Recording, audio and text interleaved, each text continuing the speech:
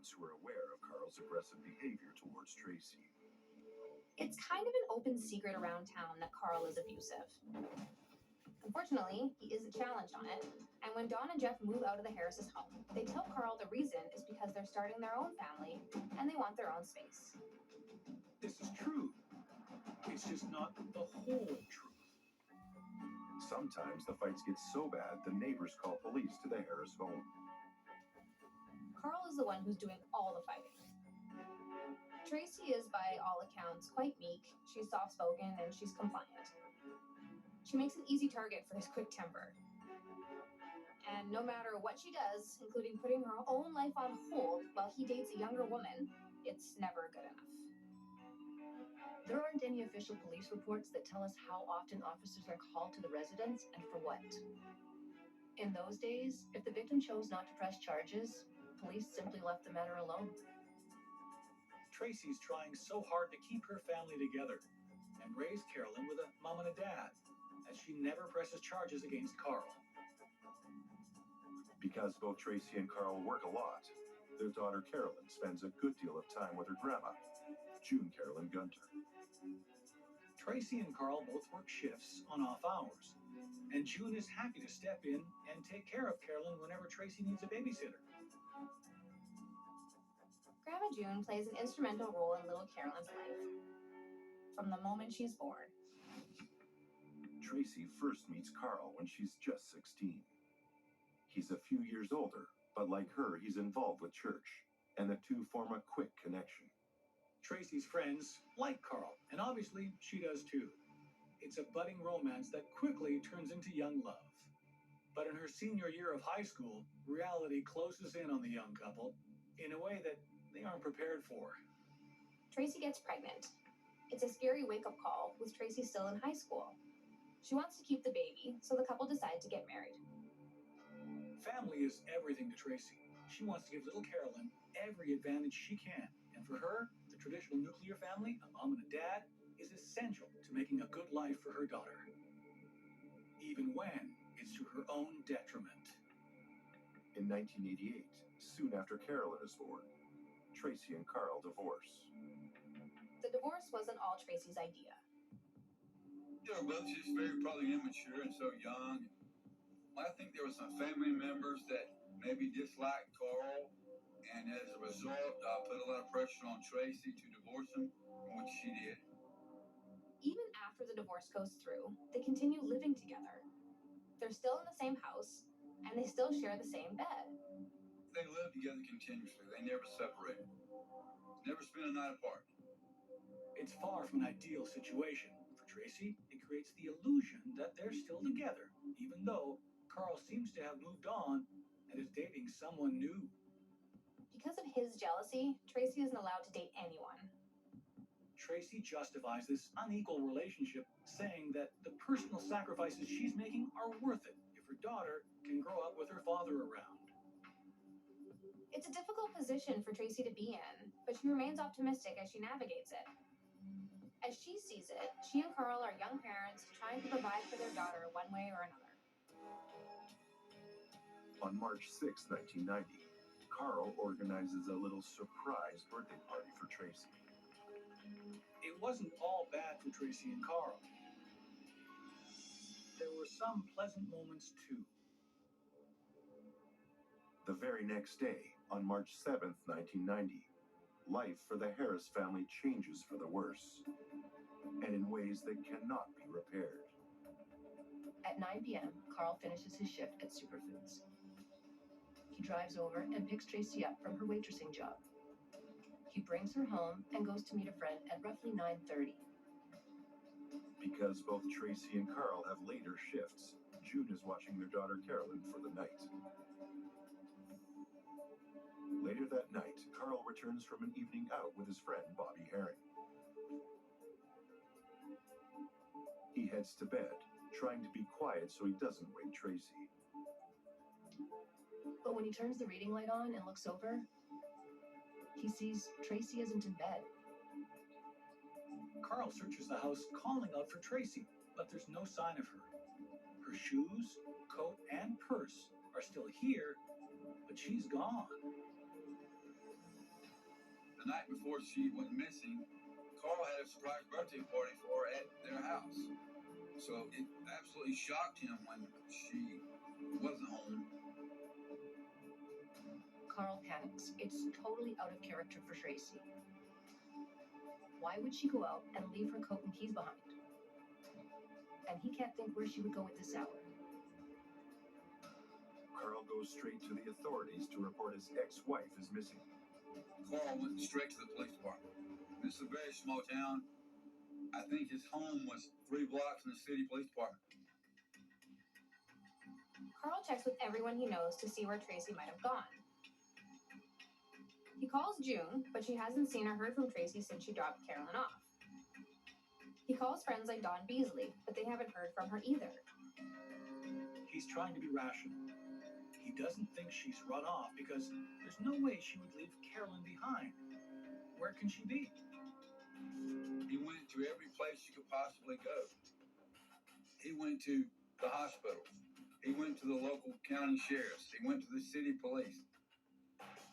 Carl is persistent in his search for Tracy. He certainly appears to be a man who does not know where his ex-wife is. Not one time, but numerous times in the foregoing maybe 48 hours, Carl went looking for his wife, talking with friends and other people looking for her. Police search for Tracy, canvassing friends and places she often went to, but no leads come of it. With every day that goes by, Tracy's family grows more concerned for their missing loved one. It's just so out of character for her to leave without letting someone know. Her mom, June, thinks she might have been abducted. 1 week after Tracy goes missing, a body is found in the Choctawhatchee River, near the beach that Tracy and her friends often hung out at. A local fisherman found the body. He believed that it to be something else other than a body, but for precautionary reasons, he called 911. They sent a dive team over and absolutely found the body. Tracy's body is identified by Ozark Police Chief Alan Benefield, who knows her personally. The police chief is the one who identified her. She worked at a local restaurant where she knew the police chief at the time. He was one of the first persons on the scene. An autopsy is performed and it's established that there's water in the lungs. The cause of death is drowning. The body also has marks on the neck, consistent with strangulation. She died from drowning in the river, but she was assaulted first. Tracy Harris dies in the Choctawhatchee River. But before she goes in the water, someone tries to strangle her to death. The question is, who? I still can't believe she's gone. These past few days have been a whirlwind. There's so much to arrange. I just wasn't prepared. No, but your mother was. Yeah, good thing you and Mom got those policies. I had no idea how expensive all this would be. I know. I didn't want to talk about it, but I'm glad she made us do it. And the payment is on the way already. It really was as fast as they said. Your mother always made sure we were prepared. I can't believe you both were able to qualify with your health issues. That's why we chose United of Omaha Life Insurance Company. There were no health questions, there were no medical exams, and our acceptance was guaranteed. Help your family prepare for the financial burden when your time comes. If you are between 45 and 85, you automatically qualify for up to $25,000 in life insurance coverage with United of Omaha. Policies start at just $6.38 a month, and your acceptance is guaranteed. You cannot be turned down for any health reason. There are no medical exams and no health questions. Plus, benefits can be paid within 24 hours, and unlike some policies, are payable from day one. I didn't think you would be able to get a life insurance policy on your fixed income. With United of Omaha, policies start at just $6.38 a month. And with the rate lock guarantee, my rate is locked in for life. A funeral could cost more than $9,000, and prices rise each year. Have you helped prepare your family to pay for these expenses when you're gone? With one call and as little as 5 minutes, you can qualify for up to $25,000 in life insurance coverage. Just like your mom, taking care of us even after she's gone. Help take care of your loved ones after you're gone with a guaranteed acceptance life insurance policy from United of Omaha today. Call 800-708-6420. That's 800-708-6420. 800-708-6420. Call today. When I started college, so many people warned me about credit cards. They just seemed really scary. When I needed a car, I realized that I needed to build credit, so I got the Chime Credit Builder card because I could safely build credit without being afraid of fees or interest. And there was no credit check. My score went up over 60 points, and I bought my first car. As a busy college student, having a car is an absolute must. I feel like I could do anything. My next goal, a 700 credit score. Join me at chime.com. I was never able to find a bra that fit my small chest. Every bra gave me gaps, so I designed a bra that finally fits AA to B cups perfectly. No more cup gaps or looking 2 sizes bigger. Meet Pepper, the bras that actually fit small boobs. After HomoGlow cleaned our place for $19, we fired our old housekeeper. HomoGlow tackled everything, from our kitchen to our bathroom, all our laundry. You just pick a date, pick a cleaner, and enjoy a spotless house for $19. What you doing? Just buying a car on Carvana. Already got pre-qualified in 2 minutes. Say what? I can customize my terms. Say what? Yep. My car's getting delivered in a couple days. Delivered? Mm-hmm. Where we live? Finance and buy your car with Carvana today. Friends say hot flashes aren't so bad. Doctor says tired is normal. But we hear you. At Quell, we believe no symptom is too small. And menopause relief should be for all. Start today at aquel.com/TV.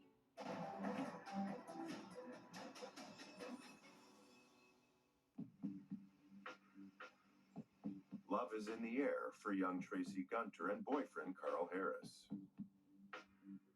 Carl and Tracy aren't careful. She's still in high school when she gets pregnant. Carl agrees to get married because it's the right thing to do. Tracy wants their baby Carolyn to grow up with her father. The pressures of adult life weigh heavily on this young couple, and their relationship takes a sour turn.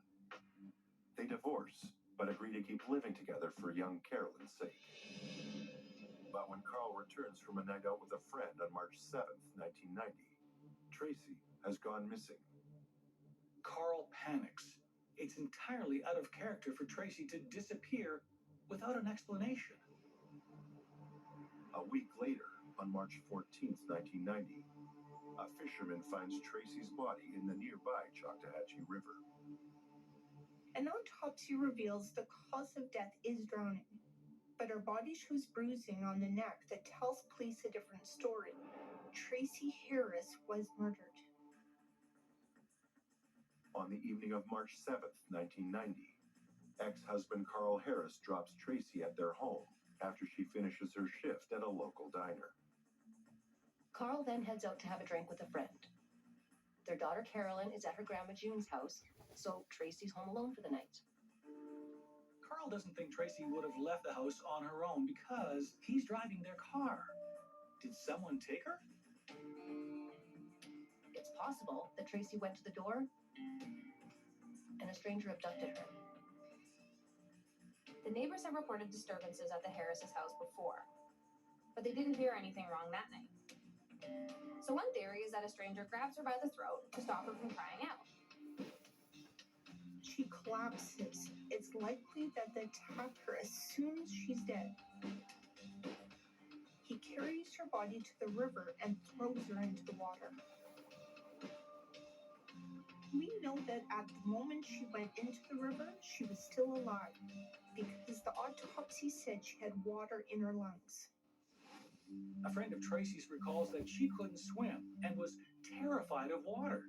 She says that when Tracy was baptized at the age of 11, she was hysterical. If she was conscious when she hit the water, then this would have been a horrifying way for her to die. Officers combed the area for clues near the location her body was found. And